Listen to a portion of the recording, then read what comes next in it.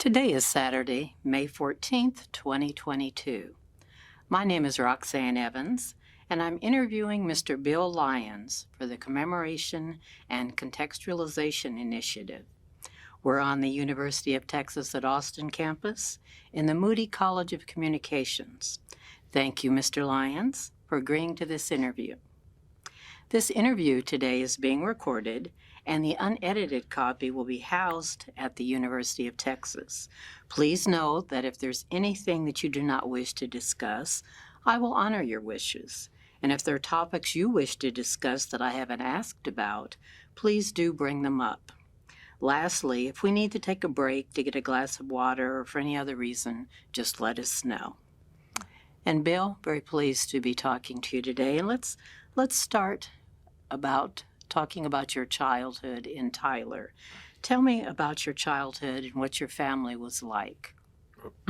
Well, first of all, it's an honor to be asked to be interviewed, and I must say that I am proud that I am a graduate of the University of Texas and was a student at the University of Texas, both undergraduate, graduate, and law school, and so it's an honor for me to tell my story. I grew up, born and raised in Tyler, Texas, and as a normal East Texas Negro neighborhood, and so grew up like a normal child with my brothers and sisters, and we lived also with my grandmother, and was their main goal and objective was education, and that you had to get an education, you had to go, and both my mother was a graduate of Wiley College, and also had a master's degree, and my father was and she was a teacher. My father was also a teacher and then became principal of high school. So everything was totally surrounded by education and education values. So growing up in Tyler, I think we've had our first television in 57, 58, but one of the things that was always on television was the University of Texas. So I got to look at the University of Texas football team, and I just had a love for UT and always wanted to come to Austin. So that's sort of, it's just been a blessing that I was able to follow through on those dreams. I did say one day I was going to go to that school and graduate. So anyway, so I had a normal childhood, and I think I went to W.A. Pete Elementary School, and then then my father moved to Lufkin, and I think after 5 or 6 years later, and so I finished junior high school and high school in Lufkin because he was the principal of Dunbar High School. So that's why I moved from Tyler to Lufkin, but I was always back and forth from Tyler. So that's nature, normal childhood, involved in athletics, and that's basically no spectacular things, but when you grow up in a racially divided city, blacks lived on one side and others lived on other ones, and you got to see a lot of things, and so it was a very complicated life, but through the help of God, He would bring us through. And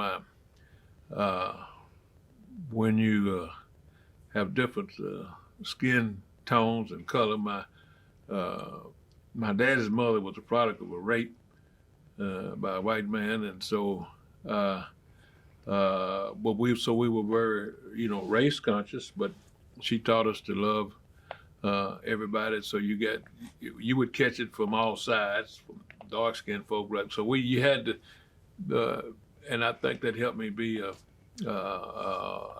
I guess a man for all seasons. I get got to tolerate and understand everything. But with putting God first, that was the thing. The church and education was the fundamental pillars of my life and what I am and what I am today.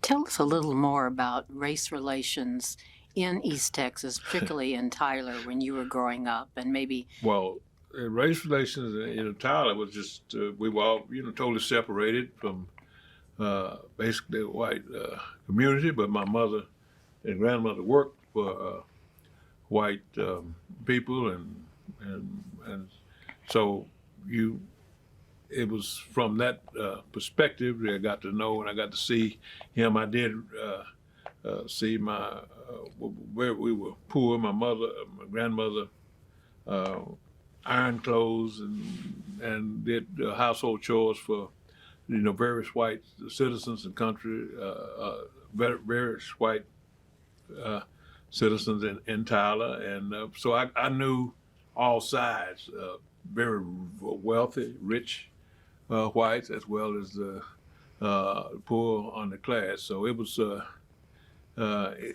was quite different, but I was taught to respect all races. But Tyler was not not as racially tense as it was in Lufkin and deeper East Texas. But in Tyler, there was a lot of commingling of races, from both sides. But anyway, what I mean by this, when you get to know the mayor of the town, the head banker, all the top people, and then eventually one of the people in the Tyler was a gentleman, an attorney named Wallace Scott, who eventually moved to Austin and had a big law firm in Austin. So these people I knew and my family knew the powers that be, and the people knew the families. Everybody sort of knew each other, and it was through the power of relationships I got to learn this. The relationships are what's important. So, and regardless of what color I was, I could get to the top or talk to somebody that would either listen to what I have to say. So anyway, so that's sort of Tyler. Lufkin was sort of different. It was much more segregated and than the relationships I had in Tyler. Are there any stories from your time in Lufkin in high school that really made an impression on you that you'd like to share? That's all kind of stories. I guess the one would be when I was in high school. Came back from college when I guess it was 60. When Martin Luther King was, when John F. Kennedy was shot, and there was just a lot of tension, and then they had built a new jail, and we at that time had to travel by bus, so we always had to go to the bus station. The bus station had a black section, a white section, and black.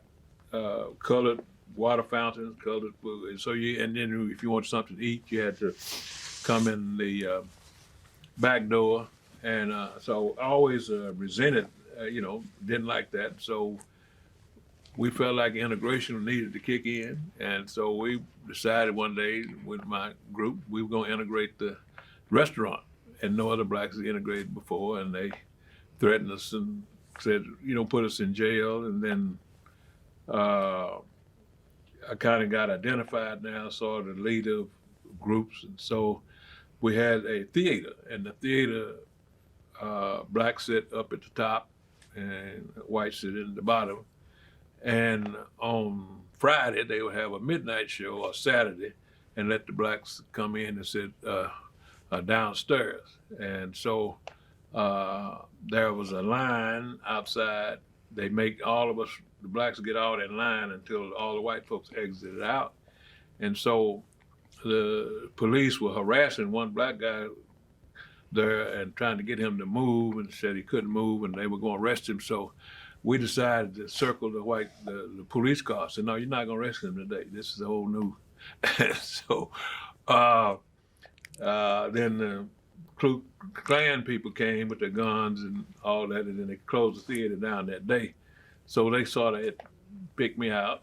So about 2 days later, they came to my house and arrested me and said that I had let the animals out of the city zoo, and which I didn't have anything to do with. And they had a new jail, and they took me to jail, beat me up, threw whiskey on me, beat me into a trash can and all that. And finally, Congress Charlie Wilson's people helped get me out of jail. And my daddy said, "No, you're going back to school. You're not coming back." So anyway, I mean, all kind of incidents, those things that happened. But that was the time we lived. We protested here in Austin. I mean, we had Don Whedon's service station right down the street where blacks couldn't even buy gas. I mean, he didn't want any blacks there. And we boycotted the filling station, and about 30 or 40 of us students were arrested, put in jail, and we had the sheriff's department. We were trying to integrate the student union. We wanted a room, a place to have functions here in the student union, and the forces that be didn't want us to have it. So, and it got to the point where the National Guard had to come, and there was different kind of riots, different kind of things that happened. So those were totally difficult times. Then Martin got killed in '68, and we were all on campus, and we as students didn't know what to do, and we felt, those were just tough times. And then the Vietnam War, all that, those things, were going on. So anyway, it's so many incidents. I mean, it was just it would take, but those things kind of just stick out in my mind. Just came to me, but I haven't been arrested. March for many issues, and got beat up. Anyway, so that was just part of black life. But I was glad to get. But Austin was so much better than East Texas. I was glad. I did not ever want to go back to East Texas. Now, speaking of Austin, do you recall knowing about the Heman Sweat versus Painter case? Oh, very well. Share what you recall. Well, I knew from working with being a history major and involved at UT, and then Heman Sweat's junior, his son, was also a student here at UT, and we knew about trying to get into the law school, and him trying to get in. So knowing him and knowing John Chase, who was the first black to graduate and was in the School of Architecture, and we wanted to try to open up the law school. I think at that time there had been one black student in the law school. Now, when I applied, there was just 3, and then they had a program where they let in. We're trying to let in more, trying to recruit more minority students to the law school. So I was very familiar with the Sweat beef, a Painter case, and being a history major, and I studied it, understood it, and fully supported him, and knew him all personally. And how did the Austin community get engaged in that suit? Well, the Austin community, the black community, was totally supportive.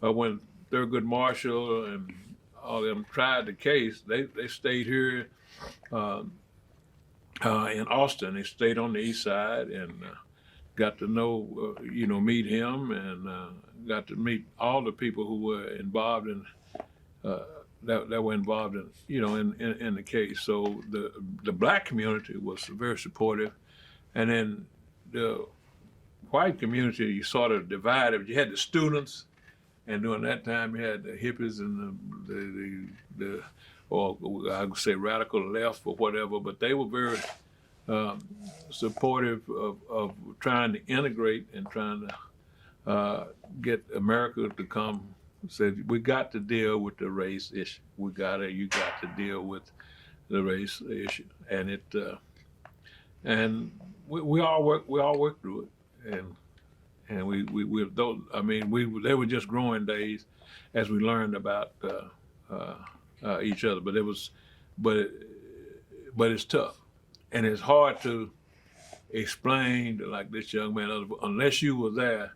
You didn't know. I mean, there's no way you can ever understand the hurt, the pain, the embarrassment, and that's just something you had to deal with. And being told you're not good enough, we're not gonna make it, you get out of here, or you live in a dormitory where they would put like a Sears and Roebuck catalog, set it on fire, set outside your door, put a sign said "nigger lives here." I mean, all kind of things. It was many times wanted to leave, didn't want to leave. I mean, wanted to leave, but I stayed there and fought it out, and it was tough. But what made it better was my relationship with the athletic department, in that knowing some of the players and knowing some of the people, they kind of paved the way for me. So, like a couple of incidents, like we had a quarterback, James Street. He was from Longview, but I knew him, and I knew Bill Bradley, who was from Palestine, and so I had other they would like look out for me, and they wouldn't let the other truly racist folk bother me. So I managed to build those type of relationships. So it's a mixed game. So and trying to realize that they're evil in all people, and that God that's some good white folk, and that's some good black folk, that's some evil black folk, and that's some evil white folk. So I suffered from all sides, but it took a while to learn that, because it looked like mostly everything was coming from the white race. But it had not been for people that supported me, and I was just fortunate enough, by working in politics down at the Capitol and getting to know those people. So it's a sort of different life. But anyway, I don't mean to go off on no tangent. Well, let's talk more about your undergrad experience. Okay. Tell us about the college you decided to enter at UT and why you chose that. Well, when I came here, didn't even know how to fill out the application.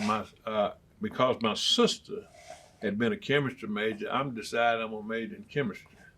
So when I go to register, they had me enrolled in organic chemistry, calculus, and German. You had to take German. You had to take, and as well as English. And I said, man, this is crazy. And furthermore, I'm an athlete. That they had the chemistry organic labs on Saturday morning. Well, I can't go to the game. And I said, well, no, I can't.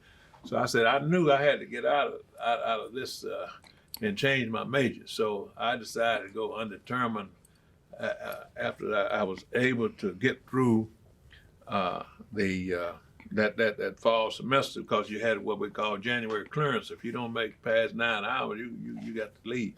So, but I was able to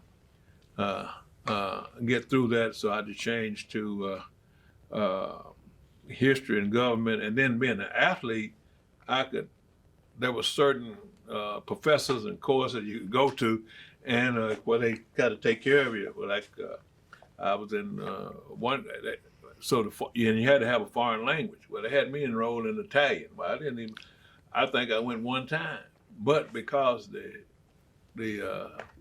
professor was a tutor for the athletes. I mean, I got an A, I got 5 grade point out, so I was just glad to get. so anyway, that's got to switch me to history. But I always had the love for history and government, and then I got to meet some of the Dr. Clarence Lasby, several of the top faculty members in history and government, and then I kind of switched on over to. So I had enough hours in history, so I said, well, I'm gonna do government too. So that's all. But that's sort of how the undergraduate class worked. But you can go back to when I was in the freshman English course. The lady called the roll. They don't call your name. So you hold up your hand. She said, I know you here. And then she said, well, blacks can't make no more than C in my class. And so, when I'm mad as hell, then I'm saying, how we gonna get rid of this? So then we all sort of band together because everybody had problems with the English department. So we decided to go to the president of the university and the head of the English department on the professors, and then they kind of changed everything. Well, I mean, so it's all kind of various incidents like that. It's just depending on which class, class you do. But that was sort of the most racist department you could ever imagine. I mean, you there trying to, and I'm lost. I didn't even know how to register. I mean, if somebody sitting down and going through the different courses, what you take, they had me in vector analysis in the math. I didn't know what a vector was. With my high school, we only had Algebra 1 and Algebra 2. We just graded the other Algebra 4 papers. Then they had trigonometry. I didn't know what trigonometry. No, I didn't know what that was. So, but I saw it's just until we got the support system to talk to these students who come in and educate them on what the different programs. UT has so many different things you can do, and so many things. But if you're not taught that, I mean, a lot of stuff I didn't find out I graduated. And that would have made my life so much better. But anyway, so undergraduate was that. But again, most of my involvement then was I'm in the athletic department. I was the first black in Moore Hill Hall, which was the first athletic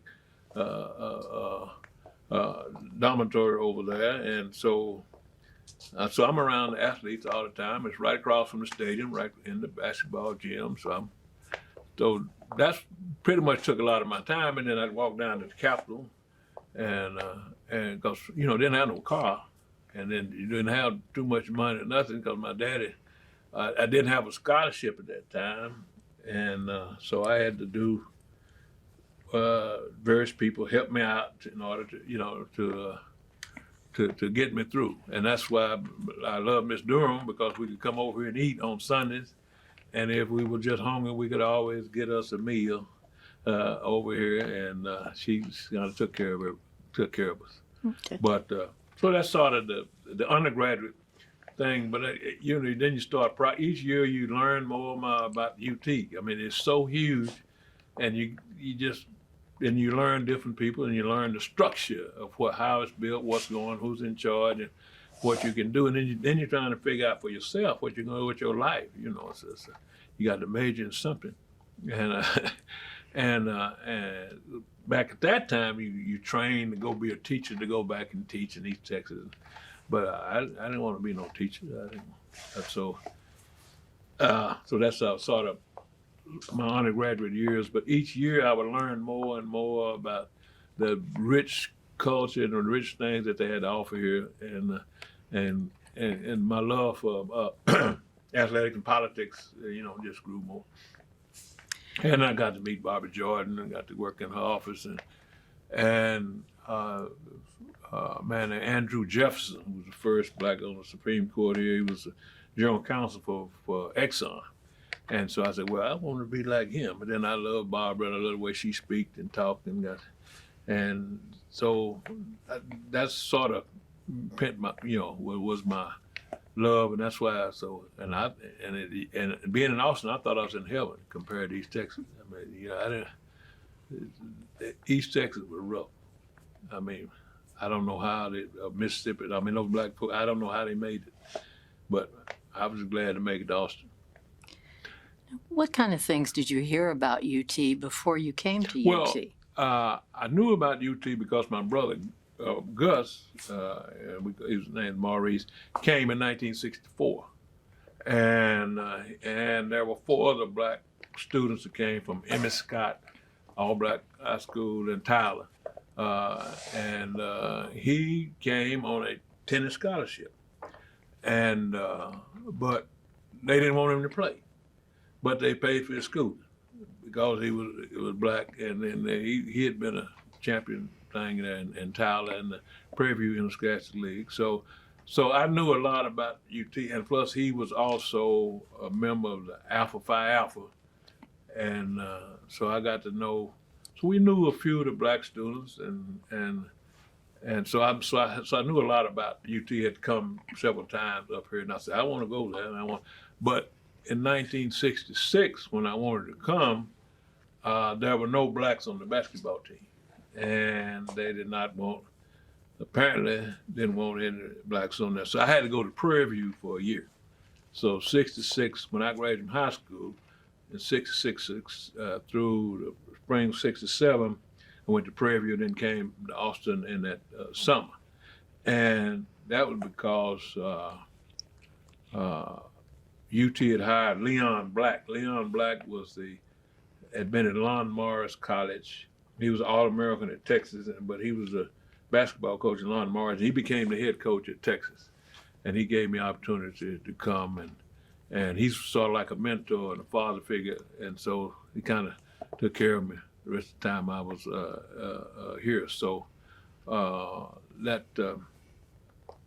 so I learned from UT from them. So I had this yearning always since the 50s. I wanted to come to UT, and then I had several other people say, "Look, my tax money paid for 100 years building that university. You need to go down there. You get everything you can out of that place."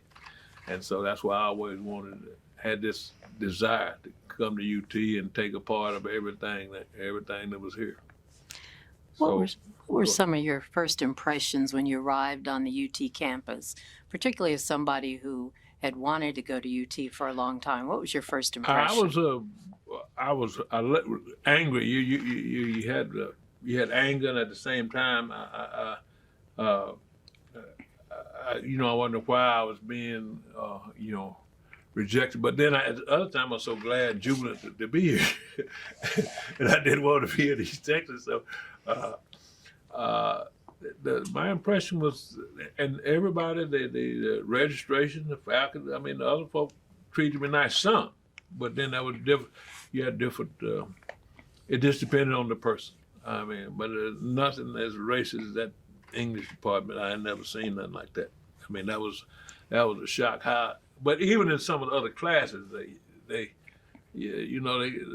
the students would look at you, and then some would mess with you, bother you, and you know where you could go and where you couldn't go. And then I'm trying to figure out where I'm gonna eat and what's my next meal gonna be. So, and but those impressions was just it's just part of a normal as a student.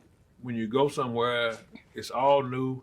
You got to learn, and you're on your own. So I'm trying to learn, and the other thing, as a Black American, you're scared. You scared of, you don't know when you're gonna make somebody upset, and somebody gonna threaten you, or somebody gonna take you to jail. Having been put up with all that kind of foolishness before. You kind of just scared of life, scared of, if you're going to meet a young lady that's may like you, or you scared to talk to them, or you scared, so you kind of just wait to sort of, I was a real quiet, I would just wait to sort of fit it in. But now once I felt like I had the opening, I got a little fire in me, so I go and try to do different things. So those are the kind of, it's just I would say those things are normal for any student. But this young man, when he first got there, you don't wonder what is going on. You gotta find your way. But that's what life's about, But,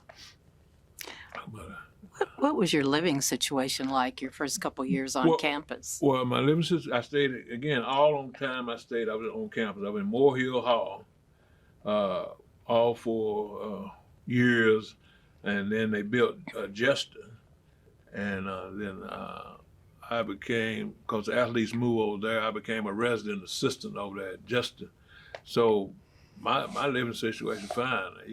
I was part of but when I first went to Moore Hill, being the first Black there, then we only had one television, and you always want to watch the football games on Sunday, and that's why I went to the University Avenue Church of Christ, because it was closer to the dormitory. I could be back by 11:30. So I could watch the Cowboys, watch the football game. So that's why. So that was like that. But then you had some racist people. I've had signs with nigga on the door. They put coal oil under that, set fire. I mean, it's just all kind of bizarre stuff. But then finally, it kind of opened up, and uh, so each year it got better and better, and better. Then when you become part of the thing, and then I knew the people that ran the dorms and all that, and again by being with all the football players and all the basketball players around me, they wasn't gonna let nobody do too much to me. So that's why I spent more time going over to Clotel, going over to Almetrius Hall, where the black students were, because I was the only like Lone Ranger over there in Moore Hill. There was nobody else over there. And then they finally let in a couple in the next year, and then 4 or 5 the next year. And then, but again, you got 40,000 students and 40 blacks on the whole thing. I mean, it's a strange feeling, but we made it. Right. Now, while you were attending UT, did you work? Yes, I worked at the Capitol State. I worked down for the. I started out with Charlie Whitconk. He was a state senator, Charlie Wilson, who was from Lufkin. Worked him. I worked on the drag at the store called the clothing store. And the reason I worked there because Barbara Jordan's secretary, Miss Silverstein's husband, owned the whale. So I could go over there and clean this store on the weekend. And then I also sat grocery to Safeway. Safeway was on the corner of 12th and 35. So I'd take any kind of job I could get. And then I'd work for the registration office, and I sold popcorn at the game. I distributed Cokes. I mean, and I helped us take up tickets at the game. I would try to pick up everything I can. So I worked everywhere. I just continued, working. Mm-hmm. And because again, I didn't have a scholarship, but the athletic people would show me different things to do to pick up a little change every now and then. Okay. Until I became the resident assistant at Jester. When they built Jester, you get, paid for that. And then I got a couple of scholarships to, graduate school and in the law school. But I worked and paid my way. We had 4 children. I was the number 3, and my dad said, "I'm paying for the daughter. I'm paying for the son. I ain't got no money for you." So he, drove me up outside and opened the door and put my bags on, and he drove away. So it was up to me. I had to make it myself. But that was a great lesson. Mm-hmm. But I made it. Talk about some of your friends. Who were some of your friends on the UT campus while you were a student? Most of my friends were either people who stayed in the dormitory area, like, Clotel, all of those, and my brother, and then the Alpha Phi Alphas. And then I was also a member of the Alpha Phi Omega, which was the fraternity for scouts. And they were always nice to me, and those are friends. And then we sort of met some friends in the community. So I had friends that I knew, all over, white, black. So because I was, you had to get out. I mean, it just, but most of them, the students, we were like a family. We didn't have anybody else. And then every Sunday, we would always meet over at Miss Durham's over at the Almetrius Co-op. And then and how you gonna meet black girls unless you go see them? I mean, you got to. And most of them stayed over in the dorms over here on this side of the campus.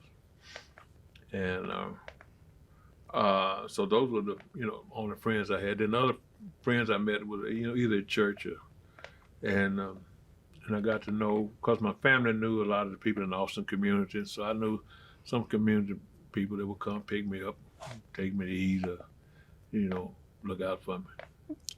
So you had a pretty good relationship with the broader Black community in Austin. Oh yeah, I got to know almost all of the old, Black community because I was getting involved in politics, and then Miss Delco, I think was in 19, decided to run for the school board, and we as Black students, we went over there to help her, and she became the first Black member of the school board. So then, in with her, I got to know folk in the Black community, and later she became a state legislature, so, and I knew the Blacks on the city council, and when Burl Hancock became the first Black on city council, and so I done got to know all the people in the command, the lawyers and the judges, and I try to associate with all of them.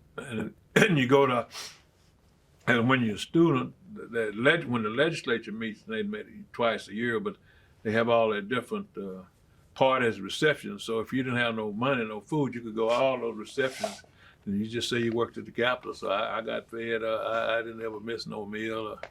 So we enjoyed it. So I got to meet the power brokers in Austin, the power, both white and Black. And so I got to know them all. And then working at the Capitol, I got to meet President Johnson, and I got to meet, because they were good friends with Coach Rawl, and so I got to know Ben Bond, all the elected officials. I got to know all of them. So, and I made sure they knew me. So what were some of the spaces where you felt most excluded while at UT? Excluded. That's a hard question, because if I felt excluded, I would try to fix it, but I didn't. Let's see. That's tough. I didn't feel excluded, and it was just up to me to break in where I needed to, wherever I was attempted to go. The racism is sort of hidden in plain view. I mean, you don't. It's there, but you don't know it's there. I mean, they, smile in your face, and you know it's a barrier there, but it's hard to. It was just hard to penetrate it until you learn the system. So as Benjamin Mays used to teach Barton Kingdom in that book, and said, I may be a slave to my master, but my master is a slave to the system. Learn the system.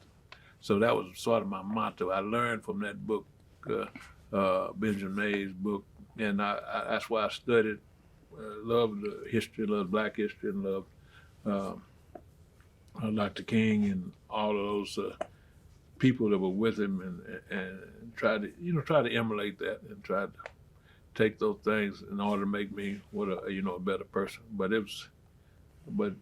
no life is easy. The devil gonna try to kill you and destroy you. So you run into those obstacles, but accepting that you got to figure out a way through it. Since I was pretty much a Lone Ranger on my own. So.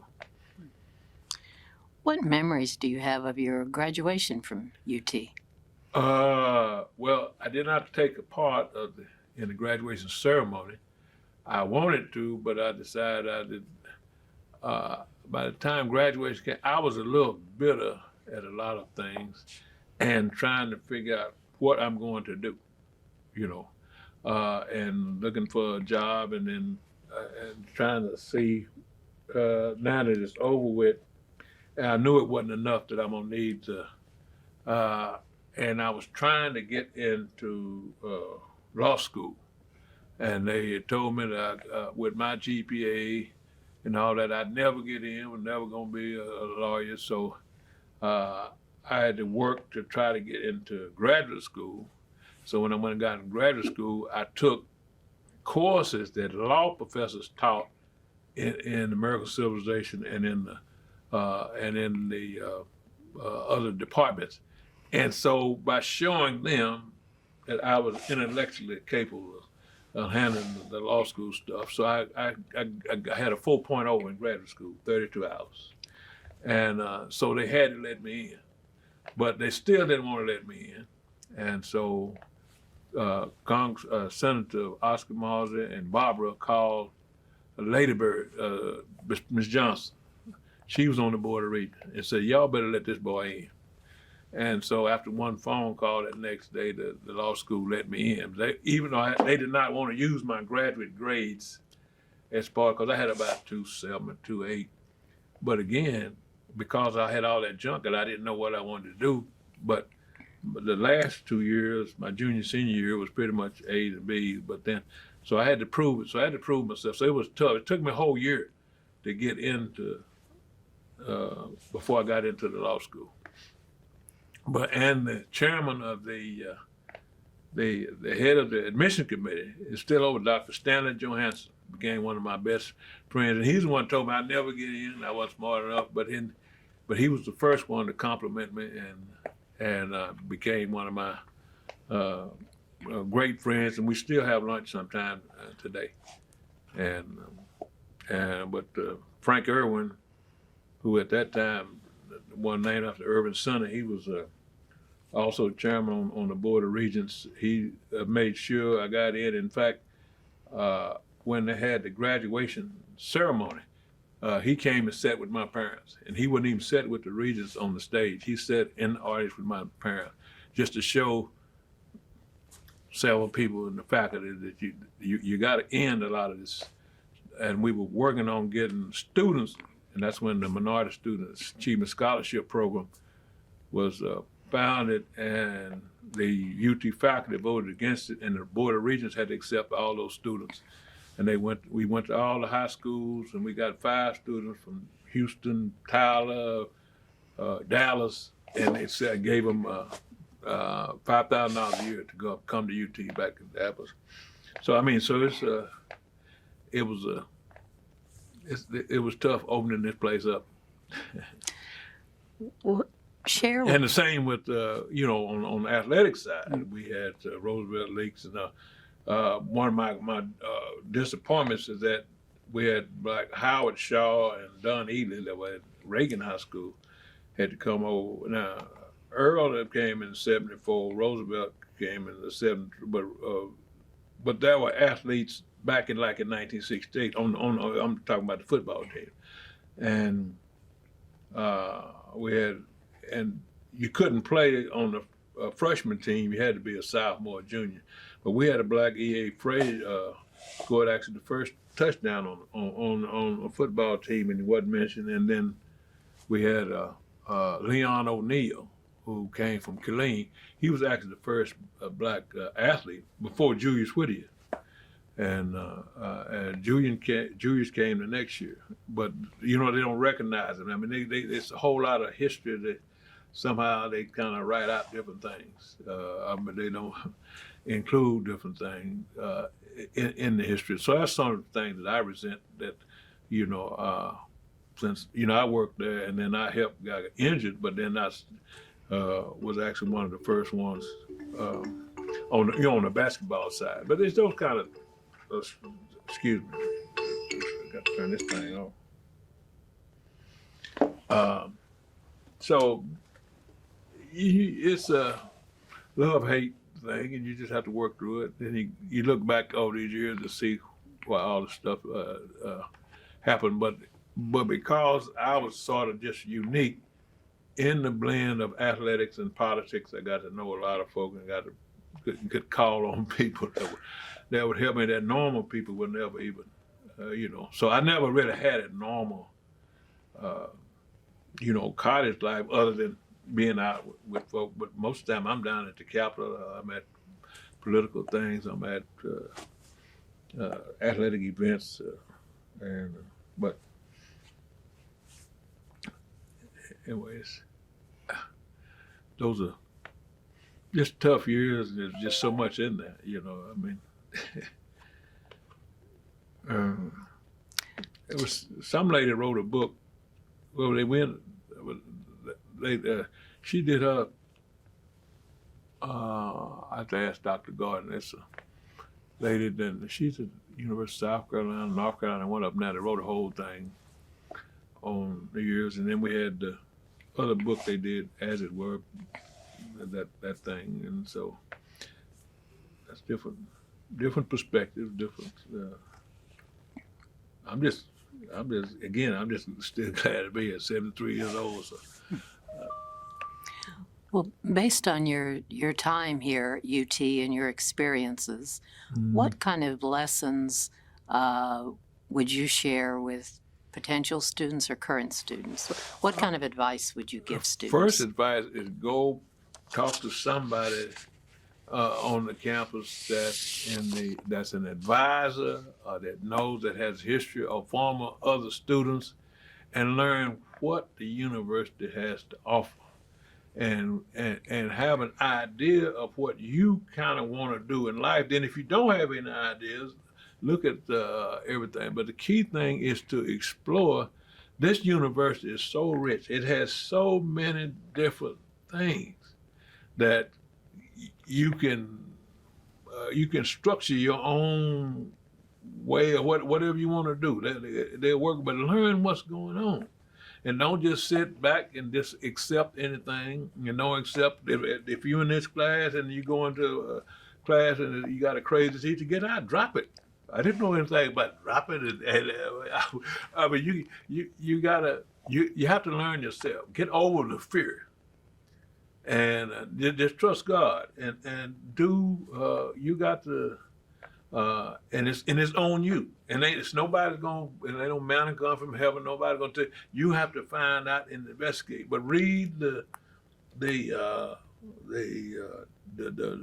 book, and know that the catalog, and know every course, and know that that's your contract to graduate. If you do what it says in there by law, you got. But most of the kids don't even look at the catalog. Don't even look at the different courses. And they got now the thing with the internet. They got every course online. Every course, who's had it before. Well, I mean, you can. There's no excuse, now. So I'm saying, learn what's going on. But see, people tend to be lazy. They don't want to. They want somebody else to do something for you. But you have to learn it for yourself. So that's my advice to these students. Get over there and find somebody. If you don't know nobody, we'll call somebody. We got all kinds of the black alumni, the black students, the precursors.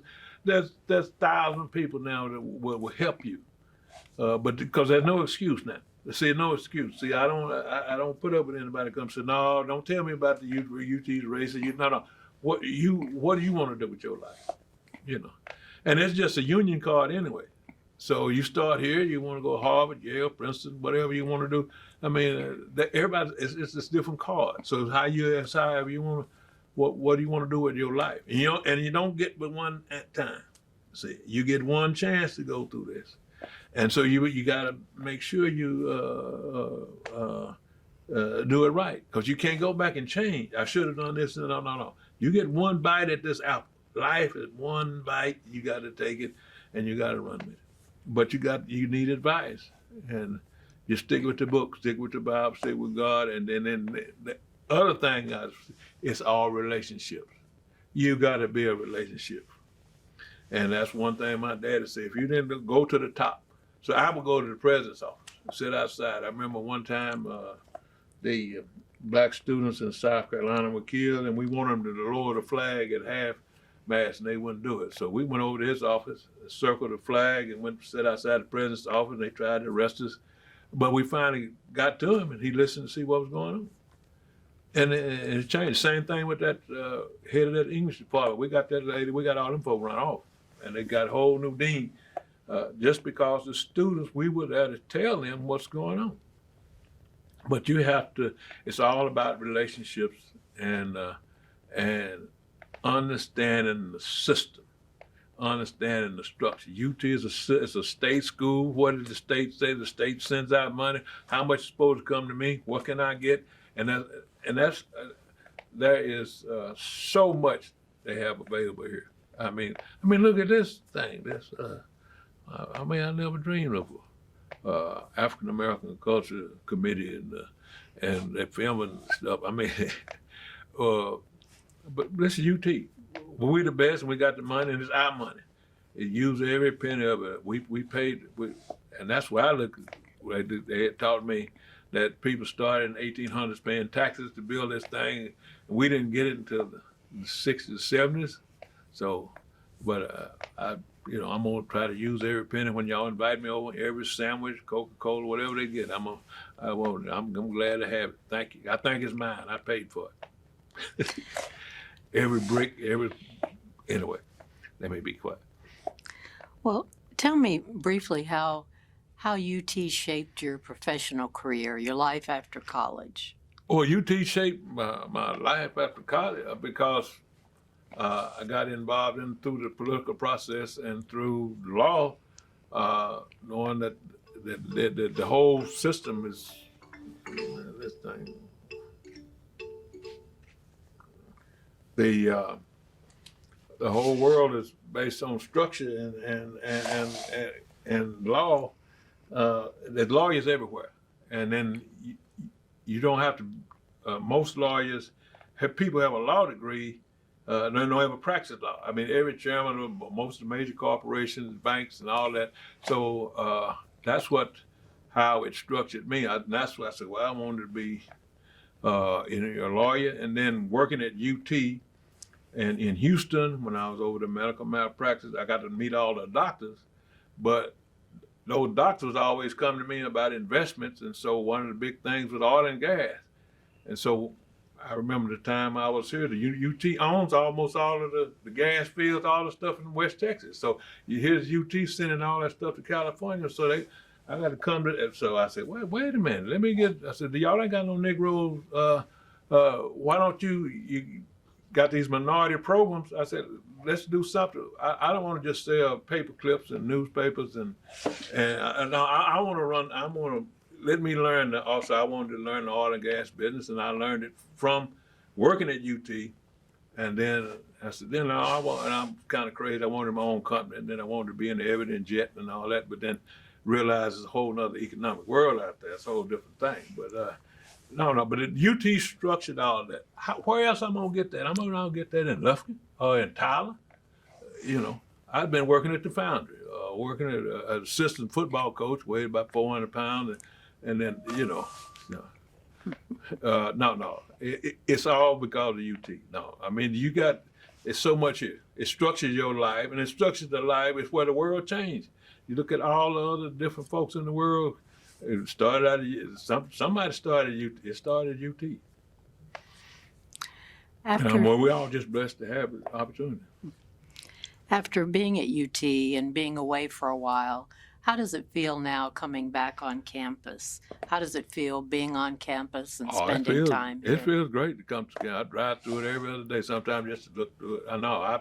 I'm just glad to be back and to see how it's changed and see how much more they added. And I said, okay, what new building they going to add today? What they going to consider? We got the permanent university fund, and we get the money, but from the state, but it can only build buildings or build new things. So they're going to come up with new stuff to build. And so, and it's changing. I mean, look at they tore down my urban center, and then now with the new Moody Center and all kind of, it's all kinds of new stuff coming on.